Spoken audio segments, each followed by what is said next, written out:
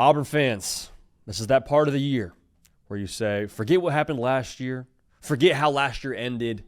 I'm ready to give myself the opportunity to get hurt again, but also to fall in love again, to fall in love with this year's team. And a big reason why you would fall in love with this year's team is because Jackson Arnold transfers over from Oklahoma, and maybe, just maybe, those 5 stars, they start burning brightly once again, and Auburn has the vibes immaculate again on the plains, and we'll see what happens. But it starts with that game against Baylor. So I lead into that just to ask this open-ended question.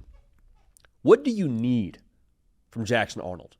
I think I can distill this down here to a phrase more or less, or a bullet point or two, but we'll get to that in a second. Before we do, make sure you're subscribed right here to the On3 YouTube channel. College football, nothing but college football all year long. Auburn fans, if you want content around your Tigers, make sure you're locked in to this channel. Best way to be locked in is by being subscribed. So I'm going to get to what I said about Jackson Arnold, or the answer to that question in a second, but a little piece of intel from Pete Nakos over at on3.com, get you a membership. He's got some good notes as it pertains to fall camp with that quarterback room. You got Jackson Arnold. I don't think anybody's questioning him as a starter, as of right now at least, but you hear good things around Ashton Daniels, the transfer from Stanford. You also hear great things around day one Deuce Knight, who we all know he's a freak show athlete, gained right around 20 pounds, got an absolute laser for a left arm. A lot to like about the guy. That is encouraging to me if I'm an Auburn fan.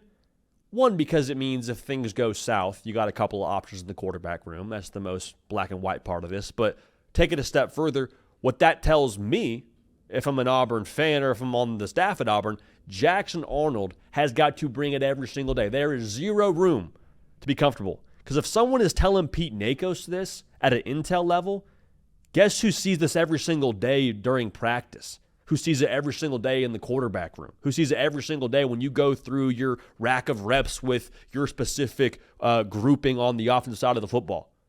Jackson Arnold. Like, he understands if he wants to, keep this QB1 job, he's got to do his thing. He's got to ball. The pressure is on every single day. And this is not a knock on Michael Hawkins Jr., and Michael Hawkins Jr. eventually did get that job from Jackson Arnold early on in the year in Oklahoma a season ago. But I don't think there was that same level of pressure from Michael Hawkins Jr. that there might be from a guy like Ashton Daniels, who's played Power 4 football, from Deuce Knight, who's a 5-star guy in his own right. Like, I don't think there's a similar level of pressure between those two guys. I think Jackson Arnold lost the job last year with Michael Hawkins Jr., whereas I think one of those dudes is capable of, at some point in time, if Jackson Arnold doesn't bring it, going on and taking the job from Jackson Arnold. But the way that Jackson Arnold keeps this job, and what you need from Jackson Arnold to not bury the lead too more than we already have on this video, what will make Jackson Arnold and Auburn successful in 2025, in a word, confidence. Now, it sounds simple.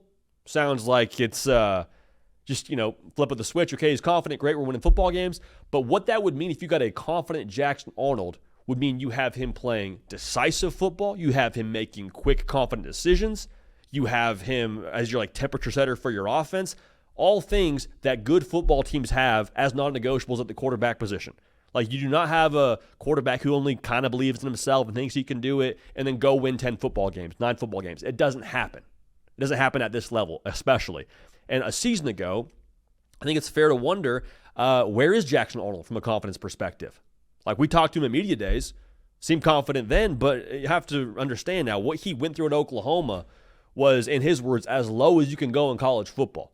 The mental and emotional toll that takes on a person to get benched in front of the entire country after everyone's calling you the next great one at Oklahoma, it's very fair to say that might have some kind of impact on your emotional status, might have some impact on how you view yourself, right? He told us at media days, he had people messaging him, telling him to take his own life. Like, that's heavy stuff for anybody, much less I think Jackson Arnold, if he's not a teenager, he became a 20-year-old if he's not already. That's a lot for anybody, no matter where you are in life. So how he progresses from what that was at Oklahoma to rebuilding his confidence at Auburn, that is the key for me. And going back to what I said a second ago about the confidence, I don't think if Jackson Arnold just pops off that first game on a Friday night in Waco, Texas, and they beat Baylor and he goes for 3 touchdowns, 300 yards, no picks, I don't think that's the spot where you plant your flag as an Auburn fan and say, great, Jackson Arnold is going to be good.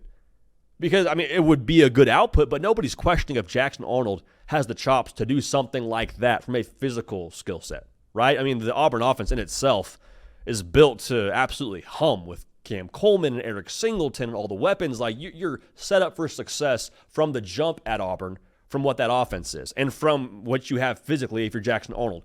When we will know what Jackson Arnold is going to be in 2025 is when that first sign of adversity hits. When he throws that first pick, or Auburn goes down by a score or two because of his mistake, and things start to feel a little bit like, oh boy, how do you respond?